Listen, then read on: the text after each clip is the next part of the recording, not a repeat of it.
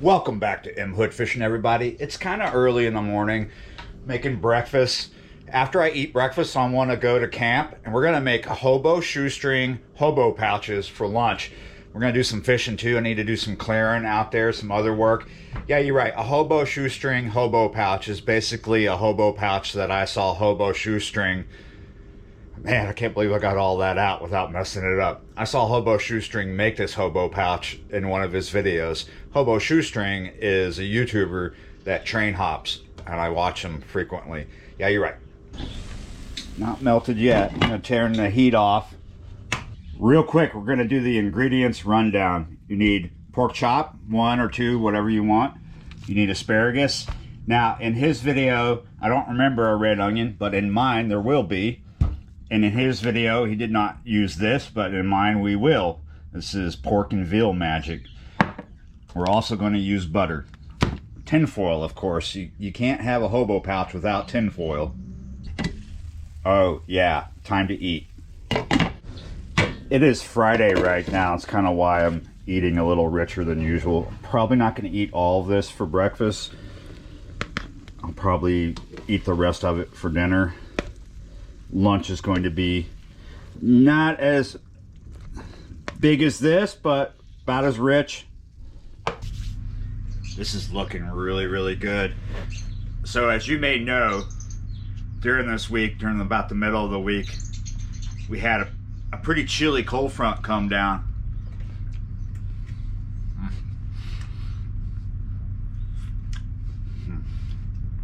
Yeah, that is good. Gave us temperatures down in the 40s, as cold as 39 in some places, and across the lake, North Shore, a lot colder than that, a bit colder. Just north of here, a good ways, not too far, but a bit far. People had a bit of freeze, a bit of frost. Further north, much further north, it got even colder. So that means that some of the mornings this week were kind of brutal. You'd have to almost dress for winter to get out early in the morning, and then dress for like an Indian summer to be out in the afternoon. Flip-flop, you know, yo-yo weather kind of thing. Not too bad this morning. It was down in the low 50s when I got out earlier with the dogs. Decided just to hang back, make kind of a big breakfast, give the world out there a chance to warm up, and then we'll go out and make some lunch. But by doing that, it enables me to catch the tide just right, because the river is exceptionally low and has been exceptionally low. It's right around 2 feet today, and will be, as far as the predictiveness of the graph for the gauge closest to me goes. It's going to stay around that for the rest of the week going into next week, but it could change. But it's predicted to stay around 2 feet. Therefore, on this side of the river that I live on, if you go someplace, a lot of places on this side anyway, at low tide, you're going to have all this mud between where you can stand and where the water is, meaning that if you try to walk out on the mud to get your fish, you're not going to get far before you sink. So you want to kind of check the tide and go out for a high tide or around it, right? You don't want to go out when it's at its lowest point, unless you're going to a spot where that doesn't matter. But we're going to a spot where it does matter. But we're going to catch it just right, just by hanging out, having some breakfast, getting ready for lunch, letting it warm up. I've washed this asparagus pretty good. Now I want to cut it. I'm not going to put it in at that length. And look down here. You see where it goes white and purple? You see where that transition point is? About right there is where we want to cut it. You can cut it even shorter, but this part of the asparagus, in my opinion, is kind of woody a little bit when you cook it. And we don't need it super long. And we want these pouches to be about the size of the pork chop. So we got it about right. We're going to put those to the side. When it comes to the red onion, we want to cut not the center, but we want to figure out where the center is, which is about there, and we want to do a cut just to the side of it, and then come to the side of the center again and do another cut. You want a pretty thick slice of red onion. Yeah, you're right.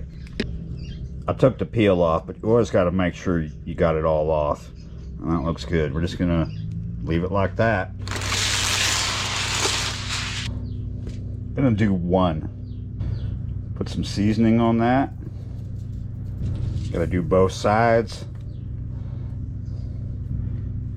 A couple of pats of butter. You might notice that I moved the pork chop. Originally I put it there, but then I decided against that. We've got it in the center, but closer to the end. There's a reason for that. You'll understand. Put that onion right there. Grab my asparagus, put them right there. And now, fold. And as we fold, we just kind of fold the sides in.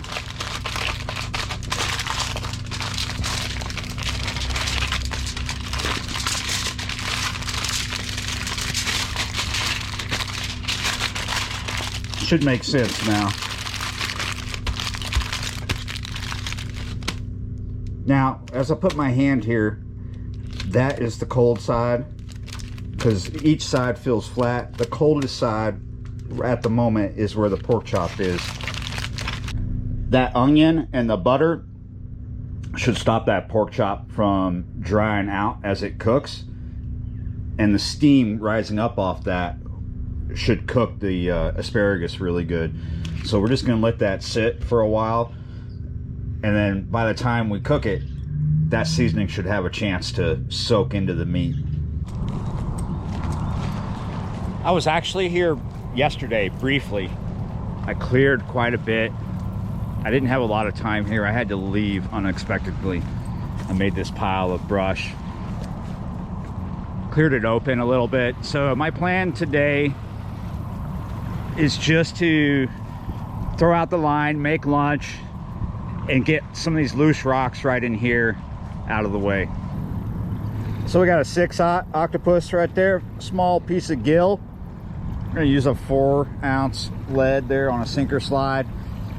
It is 11:25 right now. High tide's coming in. High tide is just after noon, 12 something. It's looking good. We got a good amount of water right in front of us. It's gonna come up just a little more.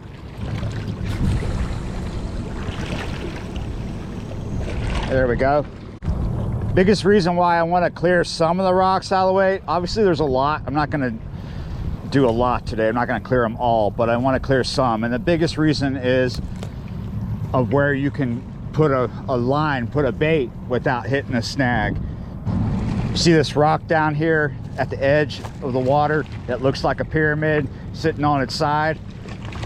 I find that if I come to this point or past it and do a long distance cast, that I always hit a snag unless I'm closer in. If I put a bait closer in, I don't hit it. So that means that you got to go see the 2 really big rocks right there. You got to either go to that point and cast out or go past it. And you need to have your rod. You see this big rock here? I figured out that the rods need to be past that rock, or ideally this is a good spot here. But the best is from here into there a little bit. So look at that. I don't know if we're gonna be able to get a sand spike in there. If I move some of these rocks, probably more likely. One of the things I did yesterday was I piled up all this wood here. Now I need to take it out because I don't need a big fire. Maybe I'll catch a fish while I'm doing that. I expect we're going to get some action here in the middle of the day because we're coming up on solar noon. There should be some fish feeding during that. That is a feeding cycle. It's just not a major one.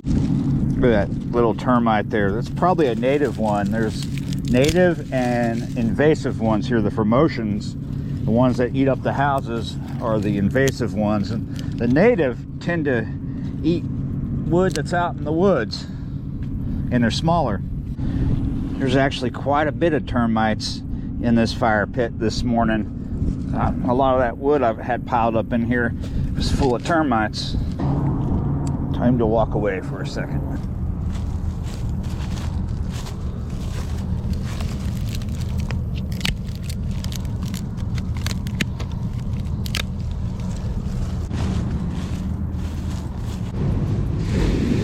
That's from a crew boat that just came running through here to that ship over there. It's a sizable crew boat too. Cotton balls and Vaseline works every time, unless it's pouring down rain. I had the unfortunate luck to pile up my wood right where the wind's blowing the smoke. That's perfect. I don't need a big fire, I just need a good bed of coals. It's a good thing to get some of these loose rocks out of the way of where poles will be, because you'll just end up tripping over them in the night.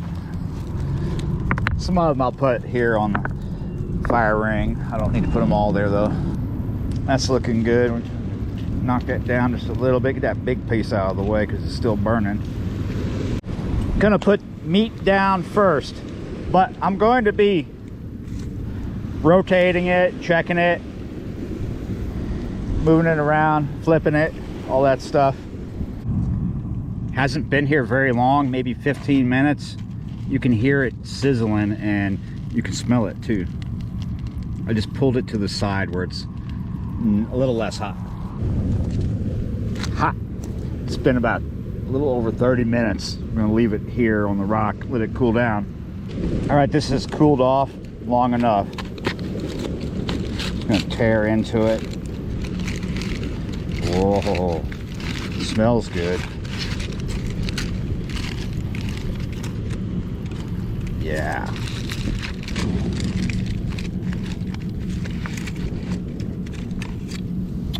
Yep. Yes, I'm using the knife that I cut my bait with, but I've cleaned it and sterilized it with fire.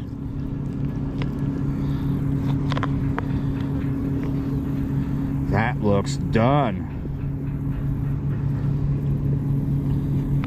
Nice and tender too.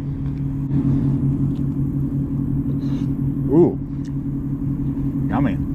Hot though. I've had like 2 bites the whole time I've been here. Wow, the asparagus is good. My pea is gonna smell funny tonight. For a hobo meal, this is pretty fancy, but I'm sure you can get fancier. I have before, but I think this is a pretty good idea. Big thanks to Hobo Shoestring for making this in his video. Gave me a good idea. Very, very satisfying. Again, thanks Hobo Shoestring. That was a good meal. Yeah, you're right. So I've been here for almost 2 hours. It's 1:21 right now. I've had 2 bites. The plan is just to sit here until we catch a fish, and then we'll take it from there.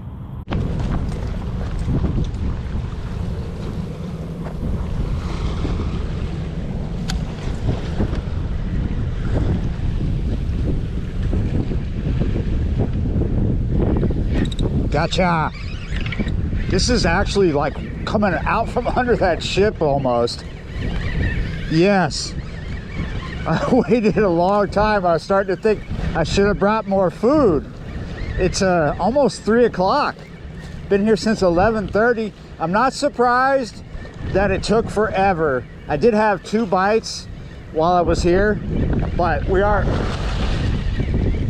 like on the back end of a cold front. This is post front conditions. It was like the biggest cold front of the year so far for down here. Things got down in the 40s, some places 30s. He's putting up a good fight right here. Maybe it's a decent gaff top, the way he's fighting. Fish is a fish. That is a gaff top. Yeah, you're right. That's a decent gaff top too. Not a bad fish. At least it's a fish.